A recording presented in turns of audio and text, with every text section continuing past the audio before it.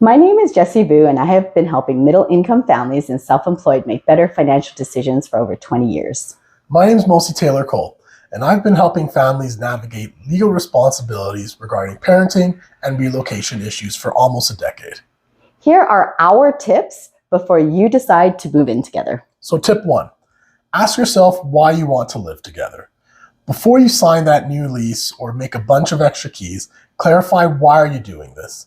Ask yourself, why do I think this is beneficial or necessary for my relationship? Because I'm supposed to move in, and then you're supposed to ask me to marry you, and then we're supposed to have kids. Well, that may have been the way it used to go, but now there are many non-traditional relationships now, and they don't necessarily follow that linear route, like moving in, getting married, having kids, like how we have traditionally been used to.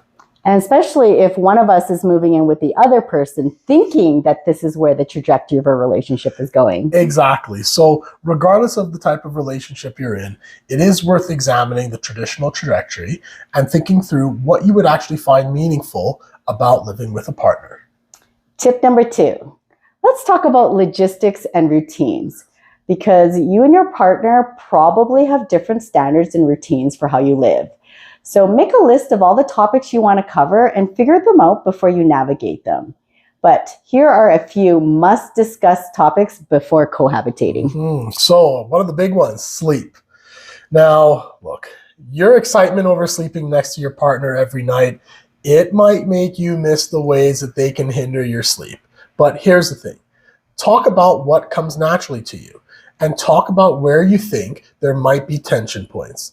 So, for example, bedtimes, temperatures, screens in beds, etc. Yeah, so do one of you snore? Do one of you like to take baths before bed? Do one of you like to talk before bed? That's right. Do one of you use a CPAP machine because they're noisy? Yes. So sometimes Bose sleep buds can save your marriage or your relationship.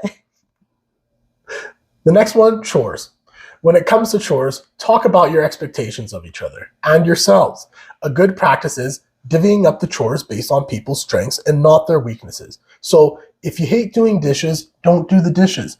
Do something else. If you both hate doing chores, discuss investing in a house cleaner. Yeah, many relationships have been saved by hiring somebody for $50 an hour to do your weekly chores. Exactly. Let's talk about money. You know, the thing about talking about money is that it can bring out a lot of feelings. It's necessary when sharing a home. I think a lot of people think that just sharing what they make is all that's required. But the real thing is talk about the elephant in the room, which is, what are your insecurities about money? Like, are you a spender and your partner is a saver? Is there a big income discrepancy that can cause an ego? Or what else can happen with money? I mean, gosh, you never know. Somebody can come and become unemployed all of a sudden, and you have to go through your savings, right? And maybe if you never had that discussion, you just don't know. Yeah. So next, alone time. Key important factor.